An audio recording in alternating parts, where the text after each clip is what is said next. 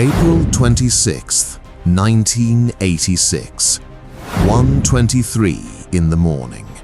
The night sky above Ukraine lit up with a light no one had ever seen before.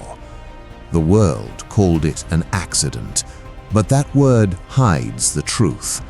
What happened inside reactor number 4 was not bad luck. It was the result of deliberate deception, ignored warnings, and a system that punished the truth. This is what they tried to bury. It began with a safety test. Engineers needed the reactor at low power, so they switched off the automatic safety systems one by one.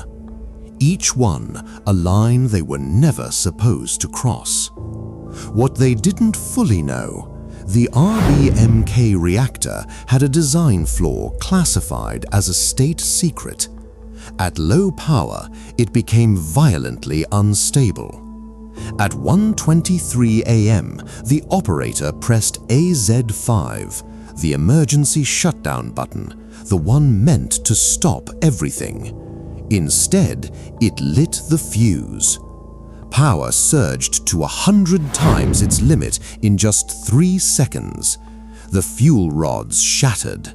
2 explosions tore through 4 million kilograms of steel and concrete, exposing the core to open air. But the explosion was only the beginning. Within hours, Soviet officials faced a choice: tell the truth or protect the image of Soviet power. They chose the lie.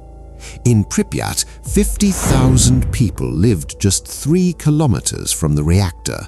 Children went to school, couples walked to the market. No one told them the air was already poisoned. The Soviet government stayed silent for 36 hours. It wasn't a Soviet official who warned the world. It was a radiation alarm in Sweden, more than 1,000 miles away.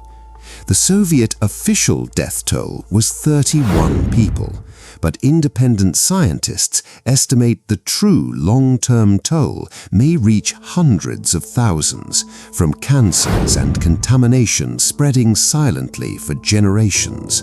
31 or hundreds of thousands. One of those numbers is a lie. Beneath the reactor sat flooded radioactive water. If the molten core reached it, the resulting steam explosion could have made half of Europe uninhabitable. 3 men volunteered to enter it and manually open the drainage valves.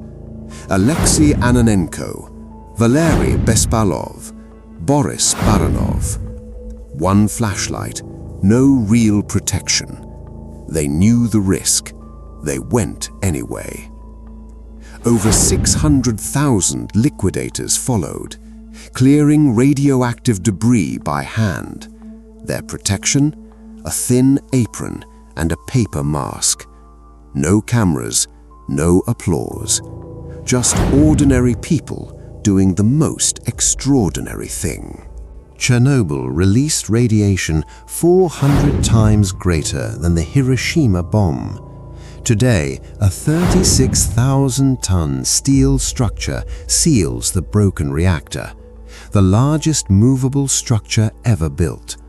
But containment is not safety. The core still burns, slowly, invisibly. The most contaminated zones will remain unsafe for human life for 24,000 years. Think about that. 24,000 years. Written language is only 5,000 years old. Chernobyl will outlast everything we know. Chernobyl wasn't just a nuclear disaster. It was the consequence of arrogance, secrecy, and a system where power mattered more than people. The reactor exploded because of a design flaw, but the catastrophe was made possible by something far more human. The fire was eventually controlled. That lesson never was. If you want more dark historical truths, subscribe now and tell us in the comments What shocked you most about Chernobyl?